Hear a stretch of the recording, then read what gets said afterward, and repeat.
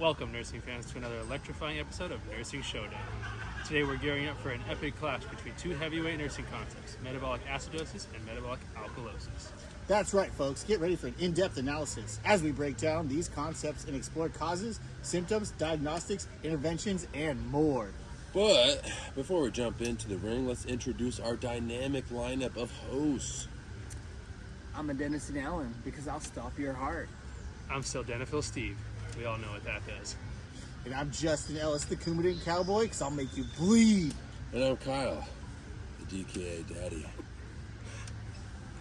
All right, Nursing Nation, let's kick off this showdown. In the red corner, we have metabolic acidosis, ready to throw some punches and keep the acidity levels up in check. Metabolic acidosis, the heavyweight champion of excess acid in the body. It's like having too many players on the field, throwing off game plans and causing chaos all over the place. And in the blue corner, we got metabolic alkalosis, the reigning champ of alkalinity, here to maintain balance and keep the pH levels in check. Metabolic alkalosis is all about staying cool, calm, and collected. But when things go too far, it's time to step up and take action. Let's do a description and an exemplar. Metabolic acidosis, show us what you're made of. Picture this, you're on the nursing floor and your patient has an uncontrolled diabetes. That excess sugar is like a curveball, causing a buildup of acid in the body, throwing off the pH balance. Doesn't sound too sweet to me, guys. Not like sugar, baby. And in the blue corner, metabolic alkalosis is ready to make a move. Think of excess vomiting. Excess vomiting, yeah, I can see that. Yeah. As opponents fast break down the court, it leads to a loss of Acid in that body, tipping those scales towards alkalinity, yeah. That's right, Coumadin Cowboy. Let's get into some causes of metabolic acidosis. Kidney failure, lactic acidosis, and our most important one, Uncontrolled diabetes, I think that's what you're trying to say. Yeah, we gotta control that. Excuse me there. Uncontrolled diabetes, which is also known as being in a state of DKA. And no, we're not talking about Kyle, the DKA dad. I'm DKA Daddy. Who calls you daddy? Everybody. I can see that. DKA Daddy. So basically what happens here is a patient doesn't have enough insulin to allow blood sugar into the cell for energy. The liver breaks down fatty acids, which are then turned into ketone bodies. But these are just a few of the heavy hitters and our main causes. All of these conditions can throw a curveball at the body's acid-base balance, and it's leading to metabolic chaos. Chaos. That sounds intense. And in the blue corner, metabolic alkalosis is ready to defend its title. An increase in bicarb causes free hydrogen ions to decrease and pH to increase. Excessive vomiting, overuse of diuretics, or too much intake of alkali-rich substances can all lead to an imbalance in our favor, pushing the body towards alkalinity with that bicarbonate HCO3. HCO3. HCO3, baby! Let's go into prevention. Tactics of metabolic acidosis. How do you keep your team in top shape? Well, first and most important, hydration is key, along with managing diabetes and monitoring kidney function. A couple of labs that we can keep checking up on that kidney function are BUN and creatinine. It's all about staying one step ahead of the competition and preventing acid buildup.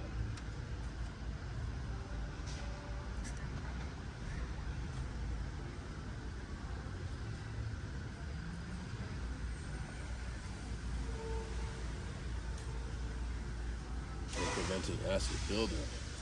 While we're preventing acid buildup, It's all about maintaining balance and on and off the court, avoiding excess vomiting, using diuretics responsibly, and monitoring electrolyte levels are crucial strategies for preventing an alkaline takeover and keeping the body's pH in check.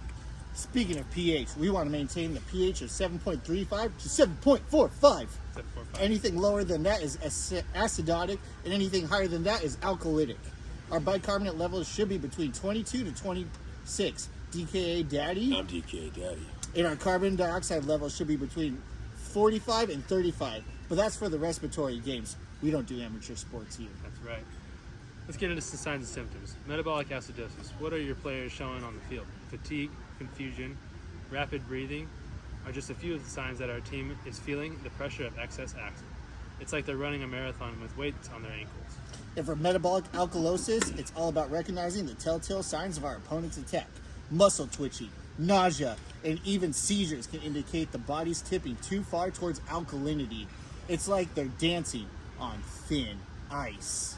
Trying to keep their balance, let's make sure we keep an eye on those electrolyte players as well. Let's jump into some diagnostics of metabolic acidosis.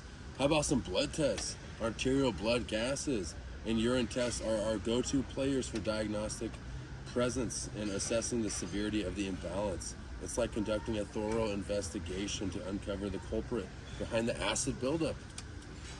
Speaking of pH, we want to maintain the pH of 3.5. 0.35 to 7.45. I made a mistake there. I'm sorry, it's not bleeding in the brain. Anything lower than that is acidotic, and anything higher is alkalytic. Our bicarbonate levels should be between 22 and 26 DK daddy. DK Daddy. Didn't we already read this? We did. How do we all get on the same? Did it repeat? It looks like There's some technical difficulties with it. It a all word from our repeated. sponsors.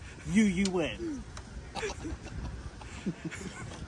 And for metabolic alkalosis, similar diagnostic tests are used, along with evaluating electrolyte levels and kidney function. It's all about getting the full picture and understanding the body's imbalance. Let's check those labs out. Acidosis, we have low potassium. Let's gobble those bananas, boys, to get it up. Alkalosis. For alkalosis, we gotta keep an eye on that potassium. But that sneaky chloride likes to come in at night. Let's not derail too far. It's all about the hydrogen and bicarb.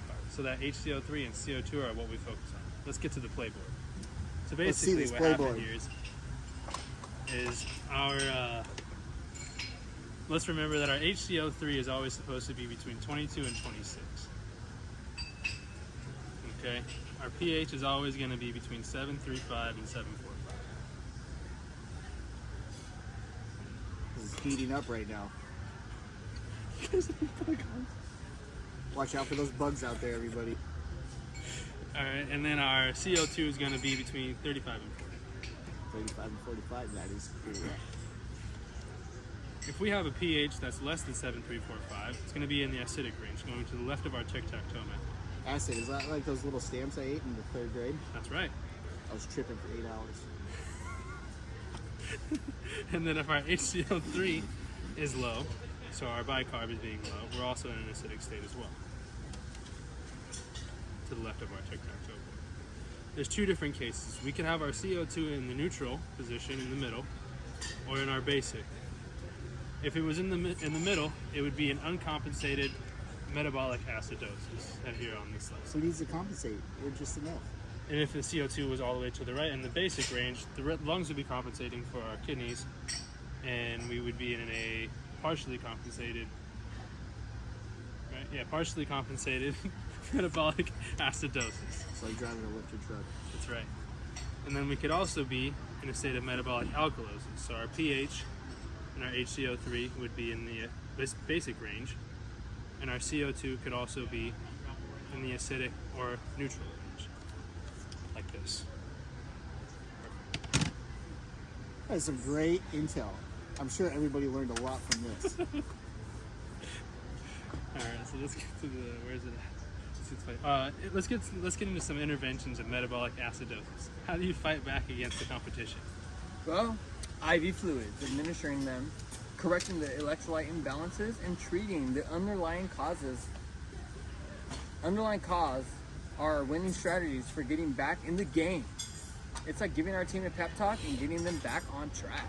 All right, Kumani Cowboy, let's hear some of those IV fluids that get our patients back on track with metabolic acidosis. Isotonic solutions are what we want. I'm talking about LR or 0.9 normal saline, and don't forget that D5W. Let's get that sugar, baby. A lot of people know that DKA Daddy knows a lot about sugar. I'm DKA Daddy. He's so sweet. Sugar. And for metabolic alkalosis, it's all about restoring the balance and preventing further alkalinity. Intravenous fluids keep coming back to those isotonic solutions. 0.9 normal saline, I'm talking to you. Electrolyte replacement and addressing the root cause are key players in our playbook. It's like hitting the reset button, giving the body a chance to find equilibrium again. Homeostasis, that's what we want. She's asleep for it. Homeostasis. I'm DKA Daddy. Now, for our interactive activity, each of you will participate in a mock scenario, Better do good. also known as Kahoot, Don't where let me down. you'll have to diagnose and treat either metabolic acidosis or metabolic alkalosis in a patient. Make us look good, Good don't luck. forget. Thank I'll you. make you believe. This is DKA Daddy. This is DKA Daddy. Episode NFL Steve, thank you for your time. I'm DKA Daddy. Sweet.